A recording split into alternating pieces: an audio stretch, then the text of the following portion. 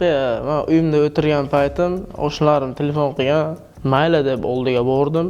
Qaradim, bir zavodga kirib ketdik. Zavodda poyezd yo'l relsi, shlakablok apparatlari turgan ekan. Murabiy avtomobiliga o'rtdik, uni oborib sotdik. Yana qaytib kelib, olib, narsalarni olib oborib sotdik. Yana qaytib keldik, 3-qo'lga tushdik. Egasi ichki ishlarga murojaat qildi. Murojaat qilgandan keyin bizniki ichki ishlar vazirligi xodimlari bizni ushladi. O'g'irlik bilan qamalib ketdim. Mana menga sudyalar 2 yil ozodlikdan mahrum etkazdi meni. 2 yil umrim xazon ketdi. Otamni, onamni, ukalarimni, akamni, jiyanimni oldida bo'la olmadim. Yoshlikni o'tkazib yubordim. Tengqurlarimdan qolib ketdim. Shuncha vaqtim o'tib ketganiga afsuslanaman. Qilgan jinoyatimdan afsuslanaman.